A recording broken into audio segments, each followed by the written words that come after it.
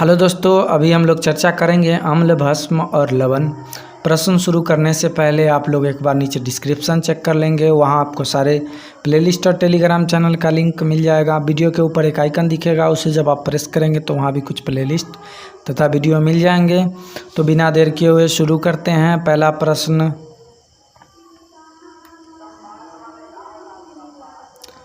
अम्ल वह पदार्थ है जो प्रोटॉन देता है। अम्ल क्या करता है? प्रोटॉन देता है। भस्म वह पदार्थ है जो प्रोटॉन ग्रहण करता है। अम्ल प्रोटॉन देता है, भस्म क्या करता है? ग्रहण करता है। अम्ल और भस्म अभिक्रिया करके क्या बनाते हैं? तो लवण बनाते हैं। उदासीन क्रिया में बनता है। उदासीन क्रिया में लवण तथा जल बनते हैं। अम्ल तथा भस्म के परीक्षण के लिए किसका प्रयोग किया जाता है? अम्ल तथा भस्म की परीक्षण के लिए लिटमस पत्र का प्रयोग किया जाता है। नीले पत्र को लाल कर देता है। नीले पत्र को लाल कौन करता है? अम्ल करता है। लाल पत्र को नीला कर देता है। लाल पत्र को नीला करता है भस्म। जल में घुलनशील भस्म को कहते हैं। जल में घुलनशील भस्म को क्षार कहा जाता है। निम्न में कौन सा सही कथन है? निम्न में कौन सा सही कथन है? तो क्षार में धातु जैसी चिकनाहट होती है, सही है। क्षार लाल लिटमस को नीला कर देता है, सही है। सभी क्षार भस्म होते हैं परंतु सभी भस्म क्षार नहीं होते, ये भी सही है। कहने का मतलब उपरोक्त सभी सही है। सभी अम्ल जल में घुलकर प्रदान करते हैं। सभी अम्ल जब जल में घुलते हैं तो H+ आयन प्रदान करते हैं। भस्मों का स्वाद होता है। भस्मों का स्वाद खारा होता है। भस्मों के जलीय घोल में कौन सा आयन होता है? भस्मों के जलीय घोल में OH- आयन रहते हैं। तो इसका सही जवाब ऑप्शन सी हो जाएंगे। सभी लवण होते हैं। सभी लवण कैसे होते हैं? तो उदासीन होते हैं।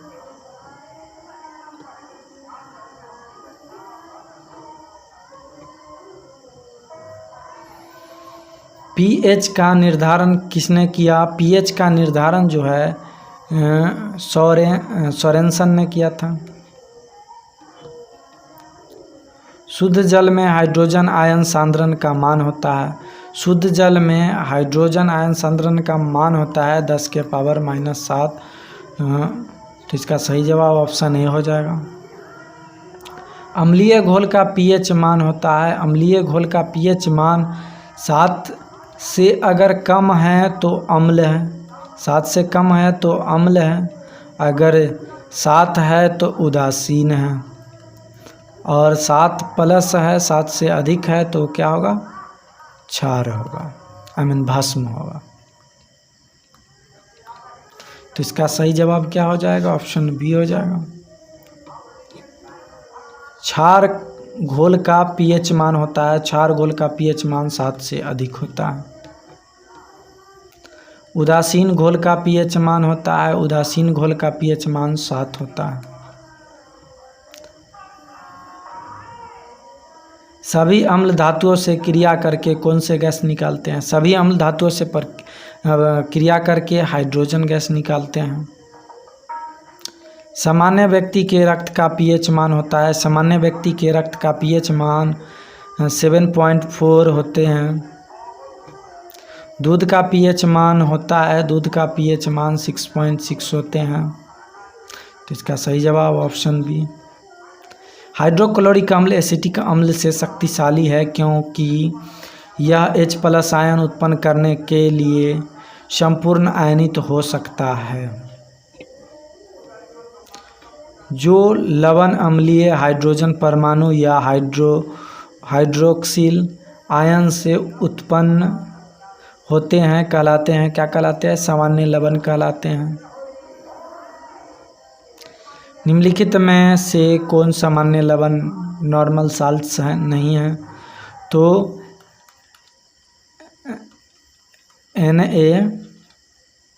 NaHSO4 हो जाएंगे। NaHSO4 हो जाएंगे। ये सामान्य लवण नहीं है। जटिल लवण कॉम्प्लेक्स साल्ट का उदाहरण है। तो ये भी है, ये भी है, ये भी है, मतलब उपरोक्त सभी जो है जटिल लवण का उदाहरण है।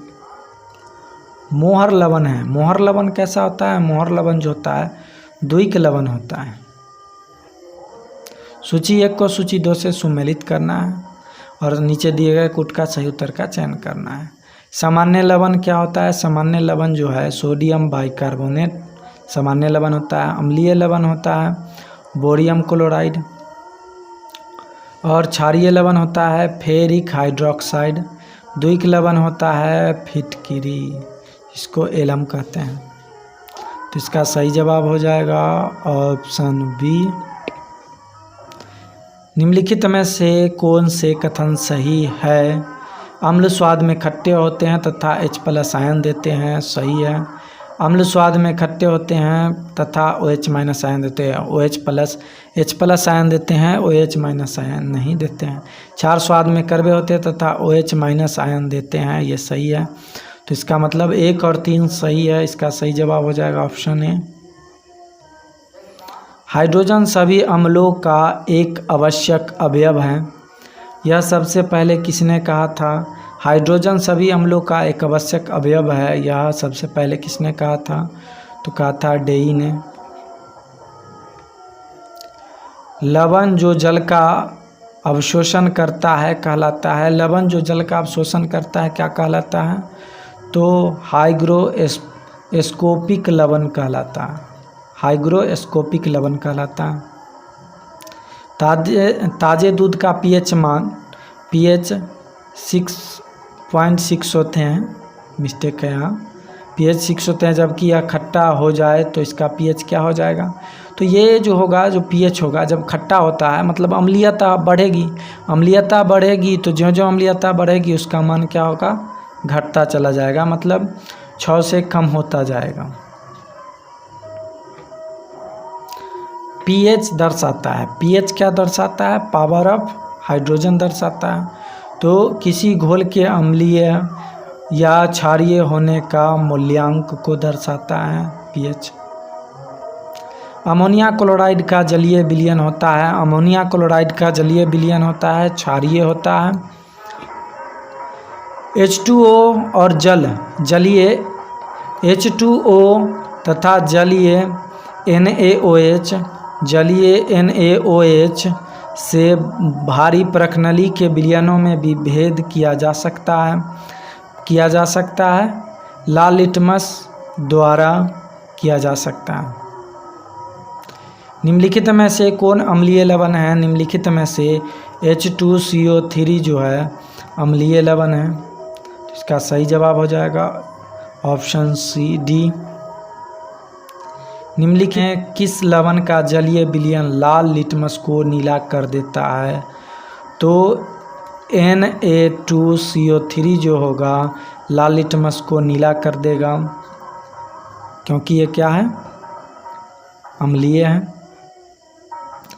जलीय विलयन की अम्लता के परीक्षण के लिए कौन सा उपकरण प्रयुक्त किया जाता है? जलीय विलयन की अम्लीयता के लिए हम लोग pH मीटर का प्रयोग करते हैं।